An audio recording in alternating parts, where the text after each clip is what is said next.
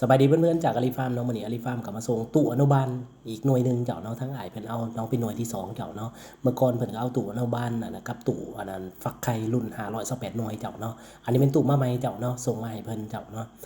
สำหรับการอนุบาลเป็ดไก่อาลีฟาร์มแนะนำเลยเด้อเจ้าเด้อถึงเฮาสิฟักได้หลายปานใดก็สร้างเจ้าถ้าหากเขาอนุบาลบ่ได้เจ้าเนาะสุดท้ายแล้วกำไรมันก็จะหายไปกับการอนุบาลนี่เจ้าการอนุบาลหลักการของมันแม่นหยังคือเฮ็ดให้มันสะอาดอันที่2มาเฮ็ดให้มันอบอุ่นอันที่3ต่อมาเฮ็ดให้มันกินสะอาดเจ้าเนาะ แบบที่ทานกำลังเห็นอยู่นี่แหละเนาะเป็ดไก่แข็งแห้งดีหลายเจ้าเนาะเมื่อมันมาอยู่ในของอนุบาลแบบนี้เพราะอย่างพร้อมนี่ระบบตัดน้ำอันนั้น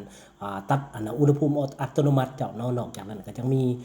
พวกน้ำที่กินน้ำแบบสะอาดกินน้ำผ่านก๊อกเฮ็ดให้ไก่เป็ดเนี่ยแข็งแห้งเจ้าเนาะเมื่อเวลามันกินน้ำและกินอาหารพวกนี้ที่สำคัญอุณหภูมิมันได้เจ้าเนาะนั่นหมายความว่ามันก็จะเฮ็ดให้เป็ดไก่แข็งแห้งหลายเจ้านะสำหรับท่านใดเลี้ยงเป็ดเลี้ยงไก่เนาะแนะนำให้ใส่เด้อเจ้าเด้อทักมาหาอาลีฟาร์มได้